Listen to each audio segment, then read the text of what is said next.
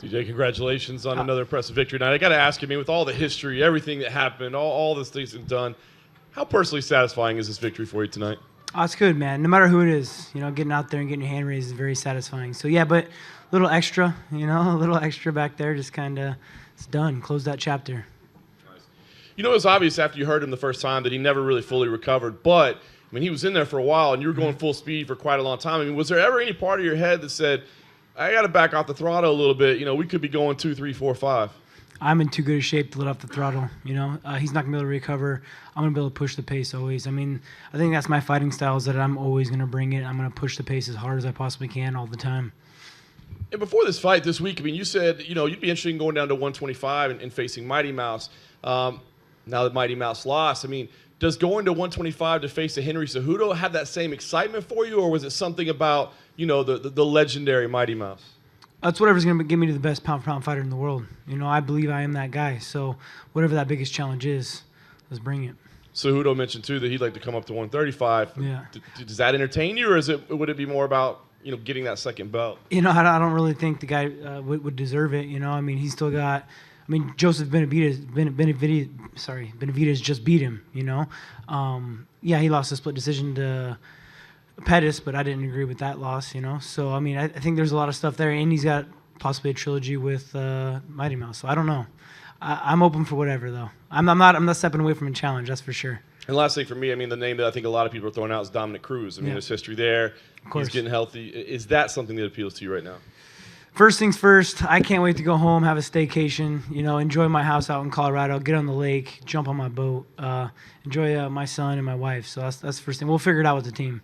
Shoot, man, why don't we bring on Brock Lesnar? Stipe's looking for a fight. You got any interest? How much did your eye, if any, affect you? Because it closed up fairly early when he landed that right hand. Did it affect you at all, and did you have any sense of urgency because of it? No, not because of the eye. I did feel the eye, though, right away. But I can get flicked by someone, and for whatever reason, I bruise, I cut easy. This bone structure just it doesn't do very well. It's like GSP. You hit him with anything, he's gonna get bruised. Do you feel like Cody seems like he has such intense dislike for you, and the fact that does that work against him? Like if you're so angry that it takes up some oxygen and maybe works against you, where if you're a little more relaxed, you were almost taunting him, so you're more relaxed and he's angry. Do you think that worked against him in a way? I don't think that had to play a factor with anything. I think just he has some technical problems that he needs to fix. And I really don't believe he's got a chin. He plays a dangerous game. He likes to get in there and slug it.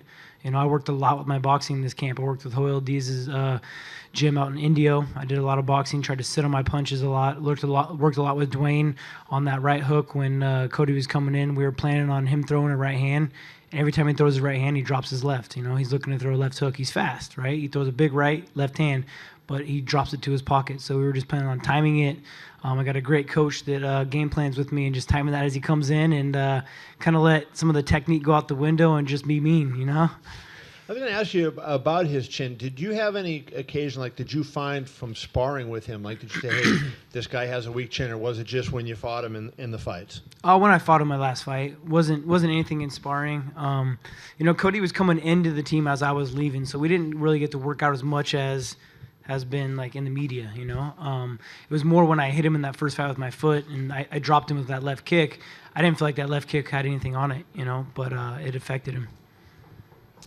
TJ, congratulations. I appreciate it. Yeah. Hey, I know, when you get off this boat on your vacation, you're probably going to start thinking about that next opponent. And the thing is that, Henry Cejudo, I think, has a pretty good chance to really capture a pretty large fan base. Yeah. And the fact that you both, are from Southern California, is that, at the end of the day, don't you think about the finances of the fight now, considering where you are? And is he the more attractive opponent than Cruz at this point, potentially? We'll see. We'll see how it all comes together. It's absolutely something you go through your head. I want to be a sportsman. I want to continue to just be the baddest man I can. But, yeah, man, that definitely goes through your head on who you're going to fight and who's going to cause the most attention. So I'm up for, like I said, I'm up for whatever challenge, bring it. You were lighting him up in that finishing sequence. At any point were you like, hey, Herb, can we finish this? Because it seemed like he was getting messed up pretty good. Yeah, he wasn't recovered from the first drop, and he got back to his feet, but I wasn't going to let off. There's no way. I'm too mean. You know, I'm gonna go until I win. And I didn't have a problem giving him a little extra too. You know, that knee was definitely a pretty hard knee. I felt that one, and that one finished him off. You guys had a little bit of a meeting in the cage afterward. Do you remember what you said to him, or if he said anything to you? No, I just gave him a hug. You know, I got respect. You know, I mean, it takes a lot to get where we're at. You know, this is a tough game. This is a crazy life we live. There's a lot of pressure. There's a lot of eyes. You know, he worked his butt off. So, you know, respect. He went out there and did it.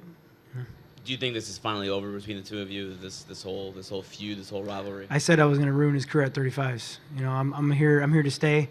I'm the king at 135s. I don't plan on seeing him again. Last thing for me, were you surprised that Cejudo beat Johnson? And I don't know how much or any that you could watch, but were you surprised? I watched a little bit of it. It was hard. You know, I was getting ready. You know, hitting mitts with Dwayne and getting ready back there. But I saw a little bit of it here and there, and it I don't know. It didn't look like the same Demetrius Johnson, you know. Cejudo looked good, and I knew that Cejudo was going to be a better fighter coming in the second time. He looked good against Joseph, but Joseph was able to get that victory. But he was a better fighter, you know. He came out and used his wrestling, got on top. But I don't know. It kind of seemed like a little bit of a lackluster fight. You know, I didn't seem like the same Demetrius Johnson. And you still didn't get to show off that jiu-jitsu yet that you were talking about, TJ. But. I know. I was talking about that with my coach after I dropped him the first time, and I had like that backside control. I should have put the hooks in, but, you know, I was too happy punching him. Well, that's, I mean, 2 times in a row you finish him emphatically and violently after taking his best shot. You had your time where you had to be patient and wait your turn. You could argue that you beat Dominic Cruz, very close fight there. Dana said you're in the conversation and very much in the running to talk about being the best champion ever in this division. Yeah. And you talked about being pound for pound best in the world. Absolutely. What do those things mean to you right now after that humility and that time you had to spend after the Cruz fight to get back to the top of the mountain? Sounds great, man. You know, I worked my butt off to be here. I always fought the best. I always fought the toughest guys. You know, when I lost that decision that I didn't agree with, I was fighting the #1 contenders, you know, John Lineker, Sinsao. I was going through the tough guys and beating them handily, you know. So I should be on a 14-fight win streak. You know, I should be defending my belt. I don't even know how many times right now, you know. But absolutely, I agree with that. TJ, my congratulations. Thank you. Yeah, I have 2 questions. First one, you looked very, very confident on the open workout and the conference and before the fight. Where this confidence coming from? And the second question is what you were doing different in this fight comparing to the first one. The confidence comes from how hard I train, and I train harder and smarter than anybody out here. You know, I have the training lab in Anaheim, California, with Sam Calavita that pushes me to the extreme. Not only how hard we go, but the science behind it. You know, the guy's a very smart guy, and that's why I decided to move myself down there. As well as I have the greatest coach in the world. You know, Dwayne Ludwig, not only how great he is, but he's willing to sacrifice and travel out and travel every week to train with me, you know. So I have the best team in the world. I got Juan Archuleta pushing me. I got Cub Swanson. We have a great gym, the training lab. And what I did differently is that I completely tried to switch it up on him. I can be a different fighter every fight. You know, I knew he thought I was going to move my feet, throw a lot of kicks, and use all this flashy stuff. But instead, I kind of waited for him to rush me and met him with his right hand, beat him at his own game. I knew he was going to drop his left, and it happened.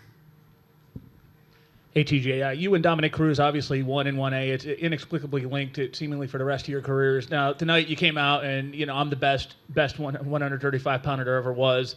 Arguably have that fight that should have gone your way. But for those listening, what do you feel like establishes you as the best ahead of Dominic? Where do you think you're a step ahead in that avenue? I keep fighting. I'm not on the couch. I'm not behind the desk hurt. I'm out here fighting. I'm performing. I'm fighting the best in the world. Anybody else? Good? I appreciate it, guys. Thank you.